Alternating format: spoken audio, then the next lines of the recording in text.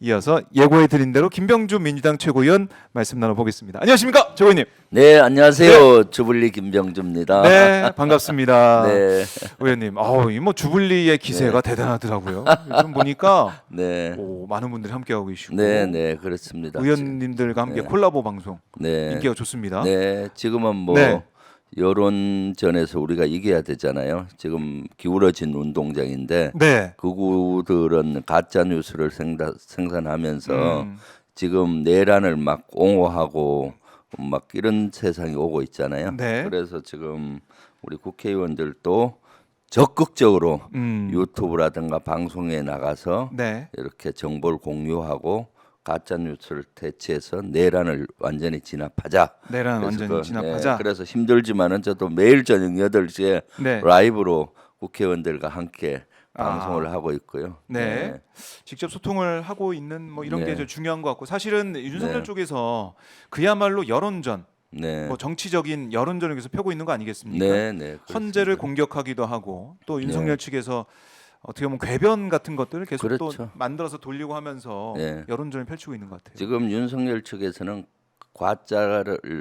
가짜를 더 큰 가짜 프레임으로 만들어서 국민들을 속이고 있는 거죠. 네. 내란 이런 것들 진짜로 위헌적이고 위법적이고 이런 건 있어서는 안 되는 일인데도 불구하고 이것이 뭐 통치행위라느니 또는 뭐 정당하다느니 뭐 이런 걸로 또 하고 네. 오히려 내란의 원인은 민주당이다 하고 내로 남불식 항상 남 탓하고 그렇게 더 큰 거짓말로 덮고 네. 있는 실정이죠. 사실 내란은 전 국민이 증인이었고 그럼요. 하늘이 알고 땅이 알고 국민이 다 아는 것인데 아. 또 불구하고 거짓으로 더 큰 거짓을 만들어서 네. 이렇게 덮으려고 하고 있기 때문에 음. 지금 실제 우리 오마이 TV를 비롯해서 네. 주불리 김병주 이런 방송들이 유튜브 방송이 아주 중요합니다.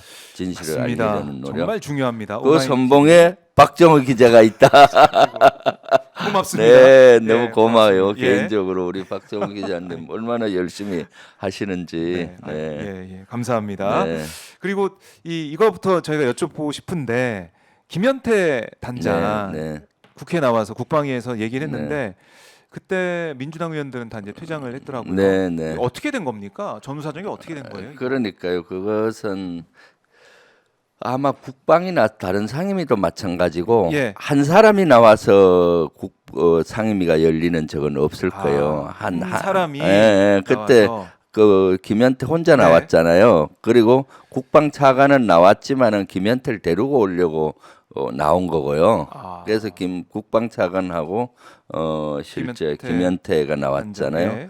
국방차관은 그 장관 지금 직무대행까지 한 그 바쁜 사람을 네. 그렇게 데리고 나온 거죠. 이것은 사실은 지금 네. 곽종근을 흔들고 있잖아요. 곽종근하고 홍장원을. 네. 왜냐하면 유일하게 많은 정인들이 있고 있지만은 대통령으로부터 직접 전화를 받고 네. 뭐 그 문을 부수고 들어가서 사람을 끄집어내라 국회의원 등가 또는 싹 정리해라 뭐 이런 걸 직접 증언을 했잖아요. 맞아요. 아마 대통령으로부터 지시받은 사람은 많을 텐데 증언한 사람이 2명이에요. 그러니까 이 두 사람을 흔들기 위해서 아마 그 밑에 곽종훈 밑에 있는 707 김현태 단장을 네. 저는 해유했다고 보는데 회유했다고 아마 보세요? 그 국민의힘에서 해유를 했던 걸로 보여요. 그래서 처음에는 기자회견 할 땐 김현태가 눈물 찔찔 짜면서 그러니까요. 그때 그거 봤잖아요. 자기는 김용현으로부터 쏘갔다, 예. 군은 쏘갔다 하면서 대통령과 그 김용현을 원망하고 또 마치 정의의 사도처럼 이렇게 하다가 지금은 싹 자세를 많이 바꾸었잖아요. 180도까지 바꾼 건 아닌데 한 90도로 바꾼 상태지 않습니까? 네. 그래서 그 배경에는 국민의힘이 뒤에서 해유하고 공작하지 않았나 의심을 하고요. 또 최근에는 그 성일종 국방위원장이 개별적으로 707 단장을 불러서 뭐 이렇게 이러쿵저러쿵 듣고 나서 네. 본인이 나와서 뭐 우리 민주당 의원들이 해유했다 뭐 이렇게 프레임을 씌웠잖아요. 네. 그리고 그래서 우리 민주당에서는 뭔 소리냐 밀실에 그 707 단장을 불러서 한 것이 국방위원장인데 그 밀실에서 회유한 것이 아니냐라는 문제 제기를 한 거예요. 네. 그랬더니 코너에 몰렸잖아요. 음. 그랬더니 국방위까지 열어서 그렇게 한 거죠. 그리고 네. 국방위도 그날 당일날 10시 한 반경에 통지를 하고 2시 반에 오라는 거예요. 아, 그거 의원들이 참 그날은 일정이 있어서 일정이 멀리 있는데. 다 가 있고 네. 하는데 그래서 이것은 우리가 이 프레임에 들어가서는 안 되겠다 해서 보이콧을 한 거고요. 그래서 국민의힘 의원들만 질문을 주로 했는데 그럼에도 불구하고 실제 707 단장은 그날은 진실이 일부 얘기를 했어요. 네. 각종근 사령관은 진실을 얘기한 것 같다. 라고 얘기한 거고 회유된 것 같지는 않다라고 얘기했고 단지 자기 생각에 그렇게 됐다. 그런 증거는 없다라고 얘기했고요. 네. 저에 대해서도 뭐 회유 이런 것들은 없었다. 질문지 몇 개가 왔는데 그걸 본인하고 법무실장하고 각종군이 같이 만들었다. 네. 아니, 질문 방향 몇 개 준 거는 가지고 회유했다라고 그러잖아요. 그럼 모든 방송국이 다 회유자가 되잖아요. 또 그럼요. 국방이나 상임위가 열리면 하루 전이나 이틀 전에 다 질문지를 다 보내잖아요. 보내요. 예. 그런데 아주 국민의힘이 또 국회의원도 알죠. 이게 회유 안 했다는 걸 누구보다도 잘 알아요. 윤상현이든 뭐 정일종이든 임종덕이든 누구보다 알죠. 그런데 지금 아마 마지막 발악을 하는 것 같아요. 윤석열이가 실제 그 탄핵이 되고 파면이 될 것 같고 또 윤석열 변호인 측과 윤석열이가 좌표를 찍었잖아요. 네. 이것은 탄핵 공작이다. 민주당에서 한 것이다. 그 출발점은 각종건이가 김병주 주불리. 김병주 TV에 나와서 때부터다라고 하니까 그걸 예. 덥석받아서 윤상현이가 얘기하고 덥석받아서 그렇네요. 국민의힘 성일종 국회의원장부터 이래 하는데 네. 이것은 본인들이 죄값을 받을 거예요. 이것은 왜냐 내란숙의 윤석열과 한 몸이란 거 아니에요. 당장 윤석열 파면되면은 네. 선거길을 제일 먼저 할 사람들이 저는 이분들이라고 봐요. 그때 가면 후회하겠죠. 왜 내가 내란 수계하고 그때 옹호했지? 언젠가는 저는 꼭 이분들은 후회하고 예. 단죄를 받을 거라고 봅니다. 국민으로부터 단죄를 네, 받을 네, 거다. 네. 그래서 윤석열 쪽에서는 곽종근 또 이제 주불리 김병주 네. TV를 얘기를 하면서 이제 회유가 됐고 김현태 봐라 증언 네. 봐라 네. 회유했다는 증거 나오지 않냐라고 언론 플레이를 하고 있는데 네. 그건 뭐 의원님 말씀하신 것처럼 전혀 사실 회유 똑같은 사안 수방사령관도 가서 한 거고 네. 특전사령관도 했는데 수방사령관은 윤석열 편에 지금 사실상 사실상 가 있는 걸로 보이니까 전혀 수방사령관 회유했다는 얘기는 안 하고 박종건이가 진실을 얘기하고 윤석열 측에 불리한 증언을 하니까 마치 회유됐다라고 프레임을 씌우는 거죠. 네. 그러면 제가 수방사령관도 회유했다 해야죠. 가서 다 인터뷰하고 또 항의 방문하고 똑같이 한 건데. 네. 그러니까 이제 민주당 전문위원이 곽정근에게 당이 지켜줄 거다 이렇게 말을 했다라는 것도 지금 많이 이 워딩이 많이 이제 보도가 되고 있어요. 그래서 민주당이 뭔가 이제 곽종근과 연결점이 네. 있지 않았냐 이런 얘기를 확대 재생산하는 것 같습니다. 네, 그러니까요. 그날은 그것도 12월 10일 날 국방에 나중에 열렸을때 네. 확인해 보니까 12월 9일 날 이미 곽종근은 수사기관에 다 진술 제출을 네. 자술서 써서 제출을 했더라고요. 그러면 이미 자술서 쓰기 전에 막 이렇게 했다고는 모르는데 이미 한 거고 네. 국방위에서 또 점심시간에 가서 있는 그대로 얘기하라는 정도로 얘기한 거죠. 네. 그래요. 그러니까 그걸 이렇게 포장해서 이걸 비틀어 가지고 마치 네. 민주당의 사주를 받아서 회유를 받아서 그런 것처럼 해서 여론전은 펴고 있지만 네. 진실은 그게 아니다라는 네. 말씀 다시 한번 정리해드리고 곽종근 사령관도 일관되게 진술하고 있는 거 아닙니까? 곽종근이 옥중에서도 메시지를 냈잖아요. 그러니까요. 처신도 내고 나는 누구에게 해유당한 적 없다. 네. 내 양심에 따라서 진실을 밝혔다. 라고 헌재에서도 얘기했고 또 계속 국민의힘에서 공격을 하니 옥중에서조차도 서신을 보내서 옥중 서신을 보냈잖아요. 네. 밖으로. 나는 해유된 적이 없다. 또 변호인 측을 통해서도 양심에 따라서 했다. 내가 김병주, 부성찬, 뭐 박범계 이런 의원한테 해유 당한 적 없다. 네.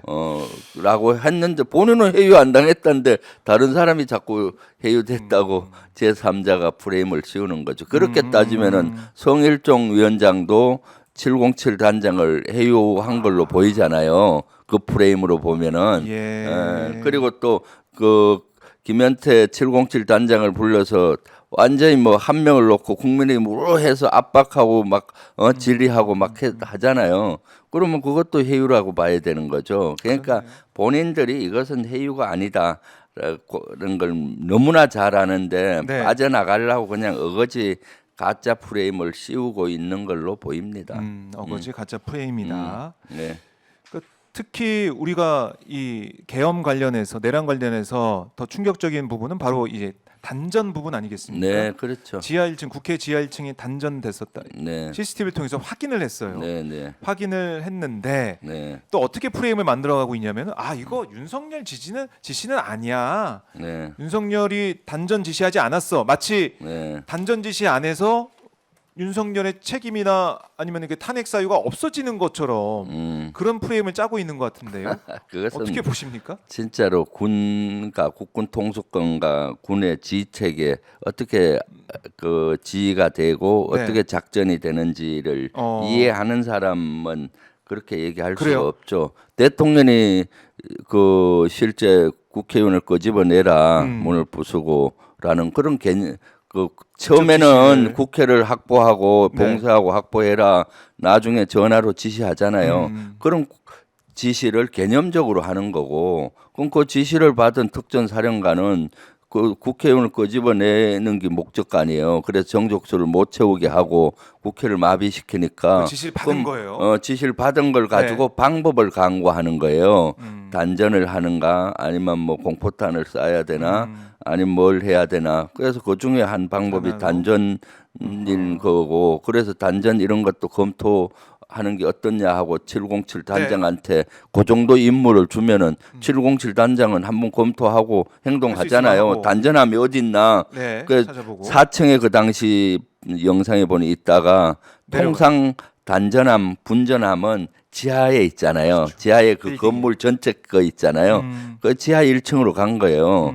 그러면은 분전함은 그 707 단장이 탔나요? 그 밑에 있는 요원들이 특전사 요원들이 찾지. 맞아요. 그럼 요원들이 찾아서 스위치를 누가 내려요? 대통령이 직접 안 내리면 책임이 없나요?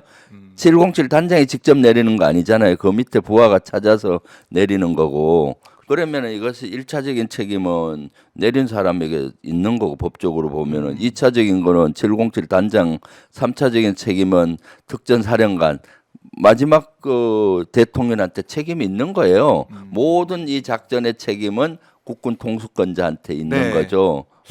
저기 뭐 저 벙커를 점령해라, 저 고지를 점령해라라고 고지를 지시를 점령하라고만 내리면 지시하지. 그러면 그 밑에 그 사단장은 어느 부대는 어디로 가고 어느 부대는 어디로 가고 뭐 대략적인 개념을 주면은 그 밑에 연대장은 거기에 따라서 포는 몇 시에 쏘고 뭐는 몇 시에 하고 또 비행기는 언제 하고 또 구체하고 그러면 거기에 임무받은 조종사는 어느를 타격할지 포탄을 몇 발 할지 뭐 이런 걸 분석해서 파는 거고 그렇지만은 거기에서 만약에 대량 뭐 민간인 학살이 났다든가 모르고 오폭이 됐다 하면은 책임을 오폭한 사람만이 아니라 그 고지를 점령하라고 임무를 준 명령을 내린 사람에게 있는 거죠. 이것은 명백히 국회를 무력화시키고 국회의 그 비상해제 결의안을 통과시키지 못하게 하는 대통령의 의도를 가지고 이걸 수행했기 때문에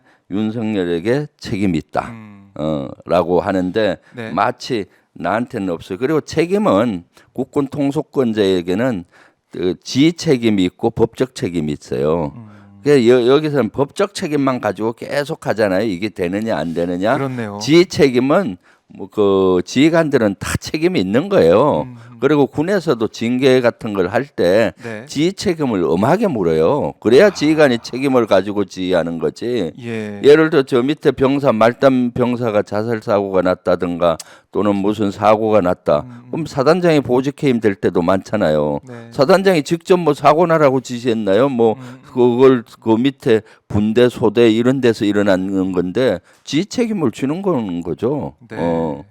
그 책임을 안 지기 위해서 네. 끝까지 윤석열이 직접 지시한 거 아니지 않느냐 뭐 이런 식의 곽종근이 지시 내린 거 아니냐 이렇게 하면서 윤석열은 상관없는 것처럼 얘기하는데 그게 전혀 아니다. 그럼요. 이건 뭐 군에 다녀오신 분들은 뭐 바로 이제 알 수 있는 것이고 아이 당연하죠. 안 갔다 오시더라도 참 기본적으로 국회의원을 끌어내라라고 그 조지호 청장한테 6번이나 막 전화를 반복 지시했다는 거 아닙니까? 네, 네. 그것까지 나오고 곽종근도 마찬가지고 수방사령관도 마찬가지고 다 지시 들었다는 게 나오고 있는데 단전을 직접 안 했으니까 상관없어. 이런 식의 프레임은 말도 안 되는 거죠. 그리고 단전을 했다는 것은 예. 끔찍해요. 이것이 사실은 12월 3일 날 비상계엄이 돼서 새벽으로 연결되잖아요. 네. 공한시 6분에 분전함을 개방을 해서 내렸고 한 6분 정도 내렸잖아요. 네. 거기 가 보면은 일반 등을 내리는 게 있고 제가 가 보니까 비상 등을 내리는 게 있어요. 일반 등이 딱 내려지면은 비상 등이 딱 켜져요. 예. 비상 등도 내렸더라고요. 근데 그때 보면은 그 김현태 707 단장이 자기가 이거 야간 투시경을 안 쓰고도 뿌옇게 볼 수가 있었다라는데 그거는 비상 아주 그 왜 불 났을 때 모든 게 꺼져도 그 비상구 밖으로 나가는 나오고 비상구 있는, 예. 나가는 그 불빛이에요. 불빛. 그거는 그냥 그거와 관계없이 좀 그러니까 다 마비된 거예요. 만약에 이것이 한 10분만 일찍 했으면은 지하 분점함이 다행히 국회는 따로 그 층별로 예. 따로 있더라고요. 그럼 거기 확인하고 안 3층에 꺼지네? 가갖고 또 가서. 본회의장 가갖고 할수 본회의장 있는 걸 내렸다 하면은 국회 표결이 안 되죠. 국회 표결은 어떻습니까? 다 전자투표로 되잖아요. 그리고 국회 안이 암흑천지가 돼버리면 어떻겠습니까? 혼란스럽죠. 혼란스럽죠. 네. 그리고 국회 로텐도어랭 그때 우리 그 국회로 못 들어오게 지키는 사무처 직원 보좌진들이 맞아요. 있었고 어두우면은 무력 충돌이 생겨요. 왜냐 안 보이니까 그러니까요. 상호 무력 충돌도 생겨. 누군가 막 밀고 들어오는데 국회의원이 예를 들어서 늦게 온 사람 밀고 들어오는데 네. 잘 안 보이니까 이거 개헌군이 하고 때리고 뭐 이렇게 될 수가 있고 넘어지면은 밟히고 그 끔찍한 순간이었죠. 순간. 그것이 10분만 먼저 이렇게 그 이루어졌었다면은 네. 진짜 끔찍한 일이 일어날 뻔한 거죠. 그래서 음. 이것은 국회를 단전시켰다. 이것은 대단히 중요한 걸로 보이고요. 네. 이미 윤석열은 단전 단수에 대해서 행안부 장관을 통해서 소방청장, 뭐 경찰청에 확인했다는 것들이 있잖아요. 네. 이상민 장관이 대통령실에 가서 책상 위에 어깨 너머로 보니까 단전 단수가 있어서 그래서 가다가 생각나서 이미 또 연락했다. 김용현과 윤석열은 단전 단수 중요 기관에 대한 걸 언급했을 네. 거고 아마 곽종근 사령관이 본인이 뭐 그때는 결심을 했는지 몰라도 이전에 이미 김용현과 단전 단수 이런 토의도 했을 확률이 많아요. 그러니까 수없이 많이 수없이 얘기를 대통령과 나누고 그렇죠. 뭐 네. 아이디어 차원에서 여러 가지 얘기를 했고 네. 만나면서 뭐 술 마시면서 어떤 얘기를 하겠습니까? 뭐 네. 어떻게 하면 된다, 뭐 몇 명 네. 필요하다 이런 얘기도 하면서 작전 네. 얘기도 하지 않았을까 하는 생각이 그리고 들죠. 또 특전사가 실내 작전할 때는 네. 단전이 기본이에요. 전기부터 끊고 들어가요. 특수작전 할 때 왜냐하면은 특수전 요원들은 예. 야간 투시경이 있어서 딱 쓰면은 그러니까요. 나처럼 보이는데 네. 상대는 불이 꺼지면 어때 안 보이잖아요. 네. 그렇기 때문에 작전하기가 아주 용이한 겁니다. 그럴 수 있겠네요. 그러니까 그래서 디폴트로 들어가 있었다는 생각도 드네요. 그러니까요. 지시가 그러니까 그 내리면서. 끄집어내라 이미 말에. 밤이었고 그러면은 그것은 디폴트가 당연히 단전. 하는 거고요. 음. 그다음 이제 그 윤석열의 거짓말 중에 하나가 네. 질서 유지를 위해서 뭐 했다잖아요. 뭐 일부 군인이 이제 가 있었다. 뭐 질서 별거 유지를 아니다, 하려면 식으로. 불을 더 켜야 돼요. 어두워지면 질서 유지가 안 되잖아요. 네. 왜 단전을 하면 어두워지면 질서 유지가 되나요? 안 되죠. 예, 혼란스럽죠. 혼란스러우니까 밤에도 네. 일부러 불을 뭐 켜잖아요. 촛불잔치 하는 것도 아니고. 예, 그래서 질서 유지를 위해서 불을 끈다. 이것은 완전 말이 안 되는 거고요. 그래서 이 단전 시킨 것은 대단히 그 국회를 무력화시키는 그거였고 다시 요때가 비상계엄 해제 결의안이 된 다음에 그나마 6분이어서 다행이지. 왜 그러면 비상계엄 해제된 예. 01시 02분에 해제됐는데 01시 06분에 켰냐? 707 단장은 그때 비상계엄 해제가 된지 몰랐어요. 4층에 내려갈 때는 비상계엄 해제되니까 엘리베이터 내려가고 작전하면서 유튜브 켜고 보는 거 아니잖아요. 막 하는데 정신없이 막 분저만 탔고 하는 예, 모습이 예. 보이잖아요. 그 CCTV로. 그때 이제 사무처 직원이 국회에서 예. 와서 비상계엄 해제됐으니까 나가라 뭐 막 그러니까 이제 본인이 전화를 전화. 사령관한테 하니까 철수하라 하니까 네. 철수를 하는데 차단 그 방화문 있잖아요. 거기 닫혀 네. 있어서 전기를 올려야 방화문 열린다. 너들 철수하려면 사무처 직원이 알려주니까 그제서야 이걸 올린 건데 네. 만약 그게 아니었으면 계속 단전이 될 수가 있는 거죠. 네. 그래서 이것은 예. 대통령 책임이다. 대통령 네. 라고 책임이다. 저는 진짜 지 책임이 확실히 있는 거예요. 네. 네, 이것은 그 군을 아는 사람은 누구나 아는데 지금 저쪽에서는 그런 걸 알면서도 지금 어떻게든 빠져나가야 되니까 네. 막 어거지로 이렇게 하는 거죠. 거짓을 그 덮기 위해서 더 큰 거짓, 더 큰 프레임으로 이렇게 접근해 오고 있고 그날 그 국민의힘 발표는 뭐 드디어 그저 707 단장 증언을 듣고 나서 뭐 대통령이 아니라 그 특전 사령관이 단전 지시했다. 근데 그걸 또 받아 적는 언론도 한심해요. 참 이게 그냥 도배되다시피 해서 다 이제 보도가 되다 보니까 잘 모르시는 분은 이거 이상하네. 김현태 말 뭐 진실이 이렇게 밝혀지네라고 얘기를 하면서 윤석열 지지층에서 또 이제 그 돌리면서 이게 민주당이 또 공작을 폈네 이런 얘기를 또 할 것 같아서 제가 그럼요. 자세하게 또 여쭤봤습니다. 이런 국민들이 거는 좀 알려주셔야 법적으로도 돼요. 예. 다 그런 게 있어요. 예를 들면은 큰 회사에서 어떤 사고가 났잖아요. 네. 그럼 사실 그거 경중에 그걸 조사해서 때에 따라서는 사장까지 책임을 묻게 되지 않습니까? 요새 법이. 네. 그러니까 저 밑에 말단에서 사고 난 걸 왜 사장이 책임져? 이런 논리 같으면은 거기에는 시스템을 제대로 못 갖춘 것도 있을 수가 있고 여러 가지 네. 하기 때문에 사장에게 책임을 묻게 하는 거거든요. 예방 조치를 하고 뭐 이것은 내란을 지시한 것은 윤석열이기 때문에 네. 내란에서 일어난 말단 부대에서 일어난 모든 것까지 윤석열의 책임이다. 이겁니다. 그거는 뭐 피할 수 없다. 책임을 네. 피할 수 없다라는 거고. 자, 그리고 이제 김현태 단장이 헌재에 나와서 그런 얘기를 했어요. 케이블 타이 이거 준비한 거 네. 호박용이 아니고 뭐 문을 잠그기 위한 용도였다라고 얘기를 했는데 근데 그 당시에 저희 오마이뉴스에 찍힌 사진 이런 거 보면 그렇죠. 문 봉쇄할 때 쓴 걸 보니까 녹색 테이프, 청 테이프를 써서 문을 묶더라고요. 네. 그리고 케이블 타이의 모양을 보니까 이게 딱 묶는 뭐 이런 게 아니라 수감용처럼 나와 있는 케이블 타이 네. 이걸 가지고 있더라고요. 네. 이렇게 저희가 뭐 기사를 좀 띄어서 한번 그러니까요. 보면은 저기 보면은 네. 이 나무로 이렇게 딱 아, 연결을 하고 막아놨었고. 그다음 거기에 청 테이프로 막 붙이잖아요. 맞아요. 저 그리고 아마 케이블 케이블 타이로 묶었다 그러면은 한 3-4명이 확 밀면은 열리죠. 저 약하잖아요, 사실은. 개인이 뜯긴 어려운데 네. 케이블 타이로 문을 열면은 한 5-6명이 밀면은 밀리는 그럴 수 있겠네요. 잖아요. 그런데 케이블 타이로 보면은 묶는다. 저기 지하 그 문 네. 위쪽 한번 위에 보시죠. 한번 보여주세요. 위로 보면은 사진을. 저것이 이제 국회 문이잖아요. 네. 저걸 뭡니까? 저 각구목으로 어. 대고 저것 또 빠질 수가 있으니까 나중에 보니 청테이프로 감더라고요. 네, 네. 케이블 타이로 만약 저걸 묶었다고 해보세요. 저기서 한 3-4명만 밀어도 거기 끊어져 버리지. 그러니까 케이블 타이는 원 목적이 사람을 체포할 때 쓰는 거잖아요. 그러니까요. 물론 뭐 이런데 와서 조그만 문 닫을 때 한두 명 있을 때야 임시 방편으로 쓸 수 있지만 그게 주 목적이라고 얘기하는 것은 안 맞는 거죠. 그러니까는 수갑이 없으니까 군은 네, 뭐 네. 특전사 수갑 가지고 네. 있는 거 아니니까 네. 케이블 타이 네. 딱 봐도 케이블 타이가 손이 두 개가 딱 들어갈 수 있게 만들어져 네. 있는 케이블 타이예요. 그렇죠. 체포용.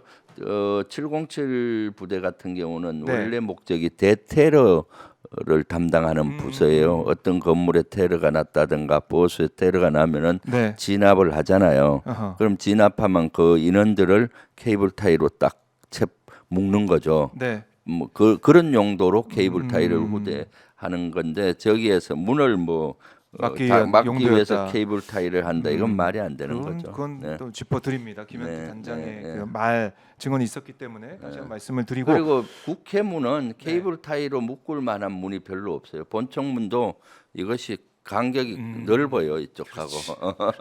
국회가 그렇죠. 원체 건물이 커서 맞아요. 케이블 타이로 묶을 만한 문들이 별로 제가 쭉 다녀보니까 없어요. 뭐 밧줄로 묶으면 묶을 묶을 수 있겠지. 수도 별로 예, 없어요. 예. 이게 완전 아, 판으로 돼 있어서 그치, 문마다 다르긴 하지만. 문마다 이렇게 고리가 이런 게 아니라 여는 이걸로 돼 있고 네. 하기 때문에 예를 들어서 저 앞에 문들 같은 경우도 고리가 하나 있으면 묶을 수가 없거든요. 네. 네, 네.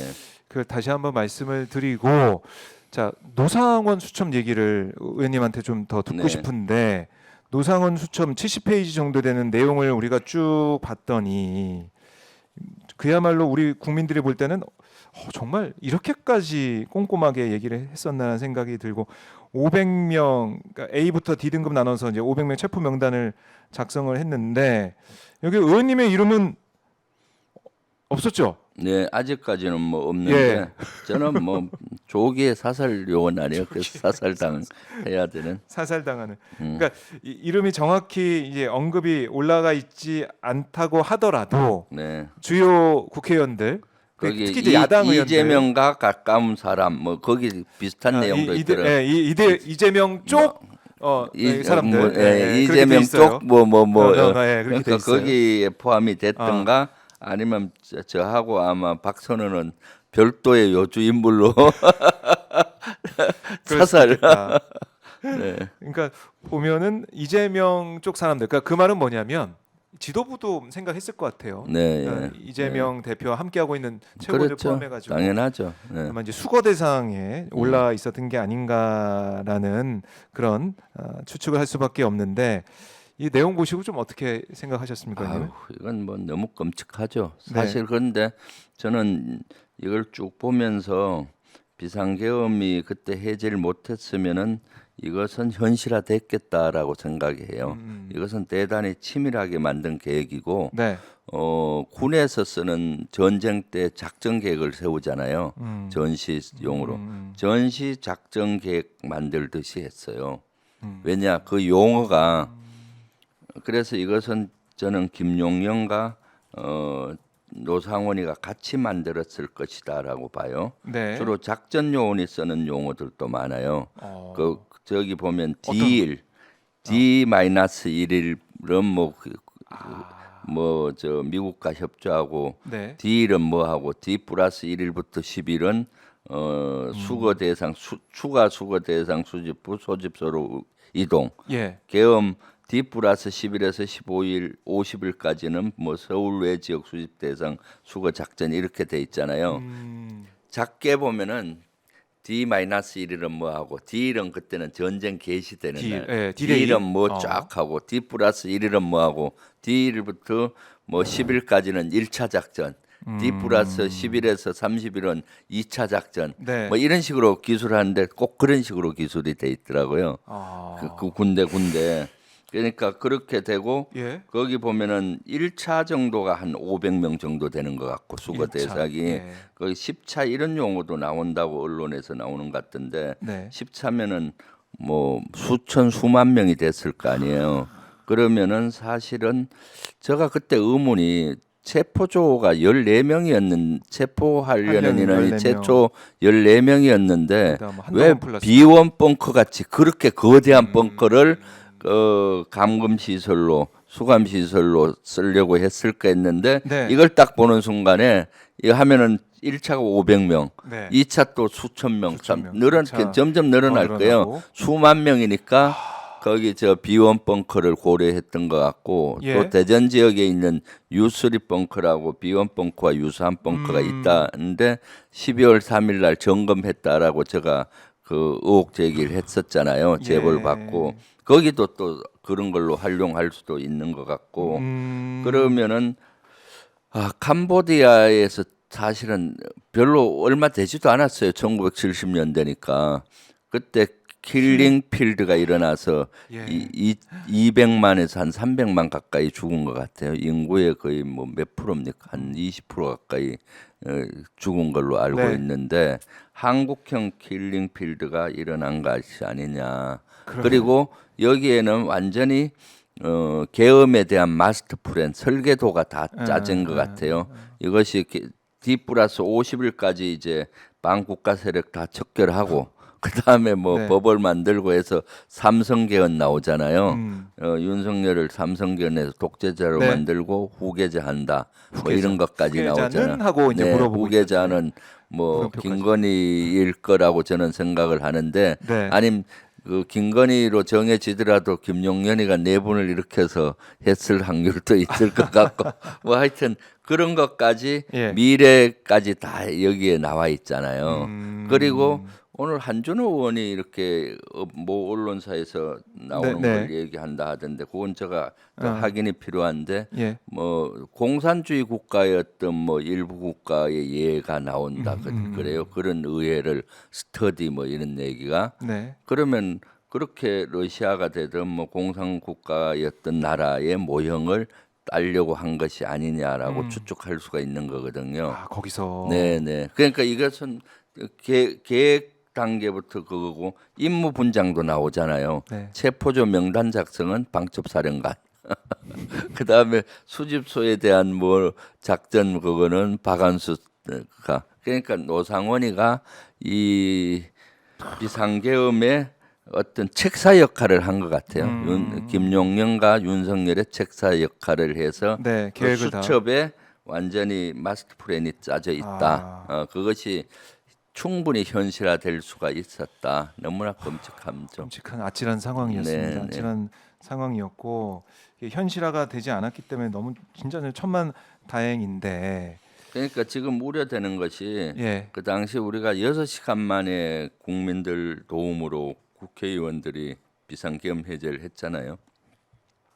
그리고 그 특전사 요원이나 투입된 요원들도 시민의 피해를 주지 않으려고 노력한 덕분에 사실 큰 피해가 없었어요. 유리창 네, 좀 네. 깨지고 일부 다친 거 외에는 큰 피해가 죽거나 중상을 입은 분이 없거든요. 그러다 보니까 그리고 밤에 이루어지다 보니까 국민들 일부 보수 국민들 중에는 네. 이것이 악몽을 한번 꾸고 스쳐간 걸로 생각을 하시는 분이 있는 것 같아요. 뭐 해프닝처럼. 해프닝처럼 소동처럼. 한때 악몽 꾸면은 그날 예. 아침까지는 기분 나쁘잖아요. 몇 시간까지는. 근데 좀 지나면 또 잊어버리잖아요. 네. 그래서 자꾸 윤석열 내란 숙의 윤석열을 옹호하고 그렇게 탄핵을 반대하는 인구가 조금 응집하고 이런 것이 아닌가 해서 우려가 되죠. 현실을 정확히 직시해서 봐야 된다라는 생각이 듭니다. 그러니까 이게 너무나 이제 엄청난 계획이 담겨 있는 거 아닙니까? 어떻게 네, 네. 뭐 죽이는지 어떻게 제거하는지 그렇죠. 그런 내용까지 있기 때문에 아유 설마 그렇게까지 했겠어 이런 네. 얘기하신 분이 있을 것 같아요. 네, 그렇죠. 근데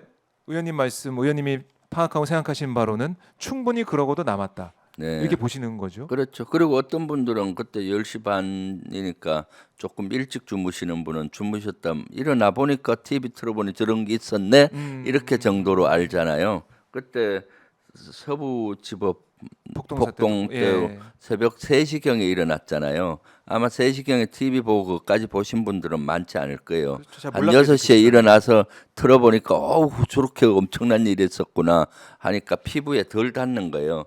그 당시 봤던 분들은 얼마나 1시간 분 초 단위가 지금 기억이 나지 않습니까? 두려움 속에 막 헬기 막 헬기 착륙하면 떠죠. 얼마나 무서웠는데. 그러니까요. 그리고 특전사 요원이 들어가죠. 특히 그 안에서 표결을 기다렸던 국회의원들은 1초 1초가 빨리 했으면 좋겠는데. 진짜로 그 저도 기억, 보면서 그랬어요. 그런 화면을 통해서 그런 보면서. 빨리 해야 거거든요. 되는데. 그게 다 남아 있고 국민들은 다 잊지 않고 있는데 그걸 마치 비틀어 가지고 네. 계몽령이니 경고령이었다고 네. 얘기하느니 피해 없으니까 됐지 않느냐라는 식의 네. 금방 끝난 거 아니냐 이런 얘기를 하는데 그거는 뭐 전혀 들으면 안 된다라는 거고 왜 이 노상원이 이런 역할을 책사 역할을 했을까요? 노상원이 그렇게 뭐 어떻게 보면 뛰어나고 전략적으로 잘 훈련되고 이래서 그런 겁니까? 아니면 김용현과의 어떤 관계 이런 게 있는 두 가지 겁니까? 다 알겠죠. 예. 노상원은 공작의 전문가죠. 음. 이런 걸 하려면은 우리 상식적으로 네. 이렇게 군 출신 중에서도 상식적으로 작전을 하는 사람은 이런 작전을 못 해요. 지금 엄청난 공작이 들어가 있잖아요. 그 계획이 좀 왜냐하면 어마무시하잖아요, 진짜. 비상계엄이 아닌데 네. 조건이 안 형성되는데 하려면은 조건을 만들어야 되니까 처음에는 북한을 유도해서 네. 사회를 혼란시키고 국지전을 해서 비상계엄을 할 계획을 했던 걸로 보이고 네. 근데 북한이 응해주지 않으니까 그럼 국내에서라도 만들어야 되잖아요. 네. 그래서 HID든 OB든 뭐 동원을 해서 그런 걸 핵책을 했을 걸로 보이고 네. 이런 걸 할 수 있는 사람이 많지 않아요. 음. 정상적인 사고를 하는 사람은. 근데 노상원은 이런 분야에 아주 특화된 공작 요원인 것 같아요. 네. 그러니까 저 김용현한테 막 얘기하니까 그럴 듯하잖아요. 그러면 계엄 성공할 수 있고 대의 명분도 축적될 수가 있고 그런 걸 만들어서 예. 그러면 또 영구 집권 갈 수가 있는 거고 그럼 평생 노상원, 윤석열, 뭐 김용현은 네.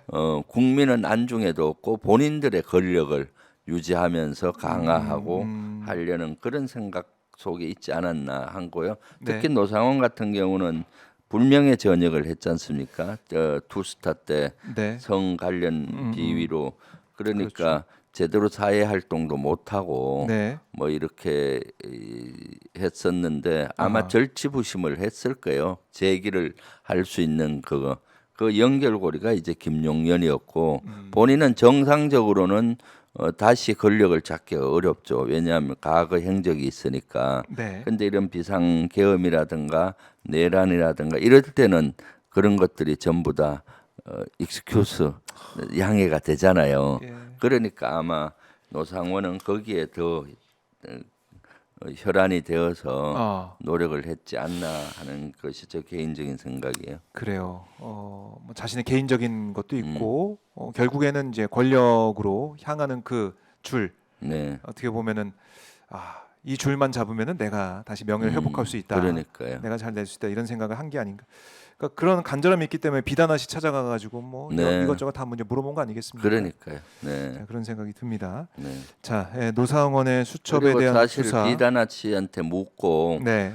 뭐 지금 김건희나 윤석열 부부는 늘 뒤에 천공이니 뭐 여러 무속인들, 그 의혹들이 있죠. 무술인들 이런 것들 접촉 네, 의혹이 네. 많잖아요. 아하. 원래 특성적으로 합리적으로 이렇게 의사 결정을 하는 시스템을 별로 안 좋아하는 것 같아요. 윤석열이나 김건희나 지금까지. 노상원이나 네. 그래서 전 보고 뭐 저 사람 방골 기질 있다면 안 쏘고 저 인상 보고 뭐 그러려고 자꾸 가서 물어보고 한 거 아니에요? 그러니까 이런 스타일의 정치인이 서로 맞아 떨어진 거죠. 그러니까 비상식적인 거예요. 평소 의사 결정도 그렇네요. 그렇고 예. 이런 것들이 숙달이 돼 있는 사람들이었던 걸로 보인 거죠. 비상식적인 그런 사람을 우리가 알아보지 못하고 대통령을 뽑은 우리 국민들 속상하실 거예요, 이제는 국민들도. 이거를 왜 이런 현상이 일어났는지를 볼 필요가 있는 것 네. 같아요. 네.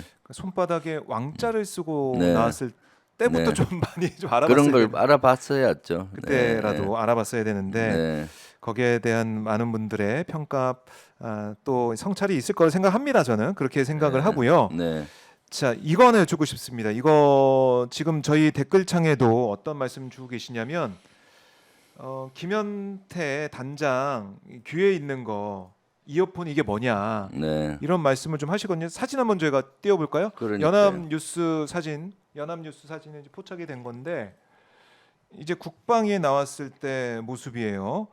지난 17일 그제 국방위 전체회의에 나와서 답변할 때 모습인데 왼쪽 귀에 이게 지금 들어가 있고 그렇죠. 그다음에 헌재 나왔을 때도 이게 있더라고요. 네. 확인해 보니까. 네. 그리고 근데 국방부 앞에서 기자회견할 때 또 이게 없었더라고요. 네. 이게 뭘까? 그러니까요. 이게 좀 그래서 궁금한 부분입니다. 저희도 과거 사진하고 네. 저때 사진을 계속 비교해 보고 있거든요. 아 그래요. 이제 파악하고 계시는군요. 기자회견 때 하고 왜냐하면 저것은 혹시 뭐 진짜 기계가 난청이 돼서 병 때문에 예. 쓴다는데 문제 제기를 하면은 상당히 또 그렇잖아요. 그럴 수 있겠네요. 그래서 저것은 예. 좀 더 철저히 확인이 필요해서 확인 중이다. 과거 사진하고 저런 사진으로 하고 저것이 뭔지 좀 더 확인을 하고 네. 저 청문회에서도 좀 다루어 볼까 생각 한번 중인데 조금 물어보고. 조심스러운 면이 있죠. 네. 근데 사실 기가 안 좋으면은 계속 써야 되잖아요. 근데 과거에는 안 썼던 것 같아요. 기자회견 할 기자회견 때나 때는 뭐. 제가 못 본 것 같아요. 네. 왼쪽 귀 이쪽에는. 네. 그리고 난청 정도 만약 기가 안 좋다면은 707 단장 하기는 어려울 거예요. 아. 실제 왜냐하면 거기는 최정예 부대고 네. 특수 작전을 하는 부대 아니겠습니까? 네. 그리고 모든 것이 무선으로 많이 작전을 하기 때문에 네. 기가 안 좋으면은 하기가 어려울 것 같은데 네. 전날은 저걸 쓰고 나온 사진들이 나중에 그날 우리가 참가를 안 했기 때문에 저기 맞아요. 국방위에 그제 국방위에. 나중에 사진을 보고 의아해하고 있죠. 예. 그래서 이것도 한번 이게 진짜 뭔지 네. 국민들께서 궁금해하시니까 네, 예. 귀에 쓰고 있는 게 정말 난청 때문에 예. 그 개인적인 차원에 쓴 건지 아니면 이걸 이어폰을 통해서 누가 어떤 메시지를 준 게 아닌가 이런 의혹도 충분히 제기될 그렇게 의혹이 하거든요. 제기될 수가 있는 거죠. 예. 뒤에서 멀리서 뭐 화면 보면서 이렇게. 예. 그러니까 이게 기계인 게 뭔지 이건 뭐 청문회 때 다시 한번 네, 알아보시고 직접 네. 물어볼 수도 있겠네요. 그러니까요. 내일 근데- 김현태 단장이 나옵니까? 나오지는 않아요. 나오진 않아요, 그렇지만 그런 데서는 좀 더 다룰 수가 있죠. 네. 그래요. 좀 더 네. 확인을 더 해봐야 된다라는 네, 건데 일단은 이게 사진을 찍혀서 다 공개가 된 겁니다. 그래서 저 보여드리는 거고요. 네. 귀에 이렇게 하얀색 선이 들어가 있다. 네. 이 부분 좀 미심쩍습니다. 음. 그래서 이것도 확인을 해봐야 된다 이런 말씀을 드리고 자, 이 노상원의 수첩에 따른 여러 가지 얘기 결국 장기 집권을 꿈꾼 그렇죠. 네. 이렇게 우리가 분석해 볼 수밖에 없는. 그러니까 이게 처음부터 어떻게 음. 누굴 수거해서 또 어떻게 처리하고 그 다음에 선거구제를 어떻게 바꾸고 어디를 뭐 북한이나 이런 쪽을 보면서 어떻게 뭐 차용할 게 네. 있으면 뭐 그러니까 중국이나 러시아 이거 보면서 선거제도 음. 들여다보자라는 얘기도 있고 삼선 얘기도 있고 후계자 얘기도 있고 이러다 보니까 야당을 그냥 싹 쓸어버린 다음에 장기 집권 플랜까지 가기 위한 아까 마스터 플랜 말씀하신 거죠. 네. 그게 준비가 돼 있었다는 거. 그렇죠. 그렇게 돼 있었는데 지금 사실 노상원의 노트가 원본이 그대로 노출이 안 됐잖아요. 네. 그거가 아직도 일부가 노출됐다고 저는 보이거든요. 네. 그 안에는 또 더 많은 얘기가 있을 거라고 저는 추측하고 있습니다. 지금 나온 거는 노상원 노트의 일부라고 보여지는 거거든요. 네. 예, 예. 그래요. 이거 확인을 해봐야 되고. 근데 네. 답답한 건 뭐냐면 이거 수사를 제대로 안 한 상황. 그러니까 경찰에서 올렸는데 이거 검찰이 공소장에 빼버렸단 말이죠. 그러니까요. 이거 국민들이 이상하게 생각해요. 제일 검찰이 왜 그럴까? 집중적으로 해야 될 것이 이거죠. 노상원의 수첩. 그러니까요. 거기 보면 과거의 업무, 그 모의를 언제 했는지, 실행된 사항이 언제인지, 네. 미래 성공한 후에 어떻게 할 건지가 나왔는데 지금 수사 기간에는 비상계엄 때 직전부터 비상계엄 6시간 동안 뭘 했느냐에 네. 완전히 포커스가 맞춰져 있어서 제가 늘 얘기하는 거지만은 지금 수사하고 있는 것은 계엄의 빙산의 일각에 빙산의 일각이다. 다 너무 적은 부분만 타치되는 거죠. 네. 이번엔 비상계엄이 전국 단위로 이루어졌는데 요거 외에는 각 도별로 지역계엄사령부가 예. 지구계엄사령부가 설치돼 있었는데 거기에 대한 조사도 없는 거고 특히 그때 지자체장들도 협조를 한 걸로 알고 있거든요. 네. 반대한 사람이 거의 없잖아요. 오세훈이나 홍준표나 6시간을 자기가 뭐 했는지를 밝혀야 되는 거죠. 그러면은 사실 내란의 부하 수행 도와주고 그 따랐는지 네. 반대했는지 그런 걸 밝혀야 되지 않겠습니까? 어. 그러니까 너무나 빙산의 일각만 지금 수사를 하고 있기 때문에 네. 이것을 더 확장해서 진상 조사를 철저히 해야 된다. 네. 진상 처벌은 뭐 조사. 나중에 문제더라도 네. 완전히 진상 조사를 해야 되잖아요. 우리 또 몸에 암이나 이런 것들이 발견이 됐다고 했을 때 네. 암 요것만 제거하는 게 그렇죠. 아니잖아요. 네. 건강 검진을 전체를 다시 해보고 암이 퍼진 부분은 어디인지 또 암의 원인은 뭐였는지 다른데 아픈 데는 없는지 네. 또 그 면역력은 얼마인지 종합적인 판단을 한 후에 처방을 하지 않습니까? 도려낼 부분은 도려내고. 네. 근데 지금은 암 환자만 요 암 부위 한 군데만 지금 집중 의사가 진단하고 하는 걸로 보이는 거랑 똑같은 형국이에요. 비교하자면 네. 종합 검진을 안 하는 거잖아요.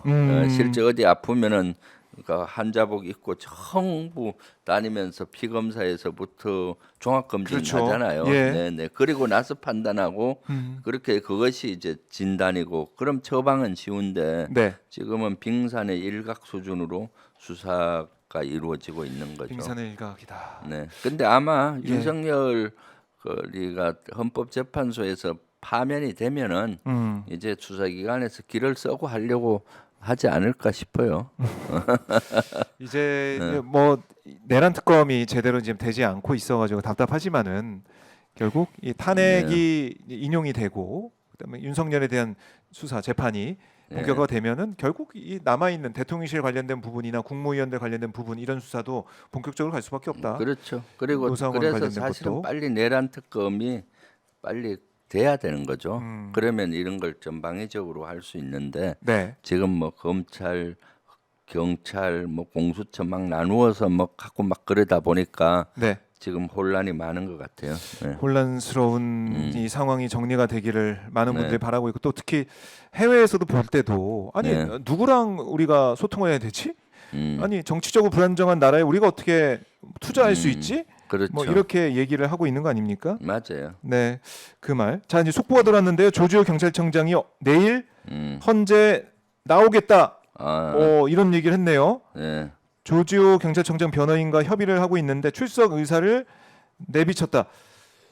이거는 윤석열 쪽 입장에서는 도움이 좀 안 될 것 같기도 하고. 그렇죠. 조지호가 네. 와서 그 사실은 조지호 청장이 네. 몸이 많이 아픈 걸로 지금 돼 있잖아요. 그러니까요. 그래서 불출석을 계속했는데 음, 내일은 만약 안 나오면 헌법재판소에서 구인. 구인장까지 네네. 발부한다고 하니 나올 걸로 보이고 내일 아마 저녁 7시쯤 나오는 걸로 맞아요. 계획되어 저녁에 있는데 있습니다. 사실 조지호 경찰청장이 제대로 안 나왔기 때문에 내일 증언이 대단히 중요할 것 같아요. 6번인가요? 반복 지시로 네. 체포하라고 의원들 못 그러니까 들어가게 하라고 네. 불법이야 막 이러면서 네, 지시했다는 거 실제 아닙니까? 지시 문건도 받고 안가에서 그 받고. 국회 요도를 그려갖고 경찰 배치도까지 네.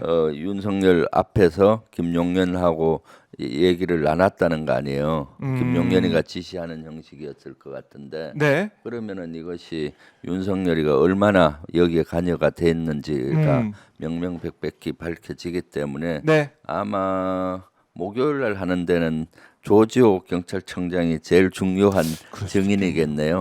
홍장원 1차장은 이미 증언을 이미, 했기 예. 때문에 그리고 한덕수 전 총리도 여러 번 뭐 여러 청문회든 계속 나와서 증언했기 때문에 네. 조지호에 좀 더 주목을 해야 될 것 같습니다. 네, 내일이 이제 마지막 네. 증인 신문이 될 것 네. 같은데 좀 중요한 날이고 한덕수, 홍장원, 조지호 네. 세 사람의 증언 저희가 지켜보겠습니다. 네. 자 오늘 뭐 우리 의원님과 함께 깊이 있는 분석, 네. 예, 군의 생리를 너무나 잘 아시기 때문에 하나하나 네. 제가 귀중하게 들어봤고요.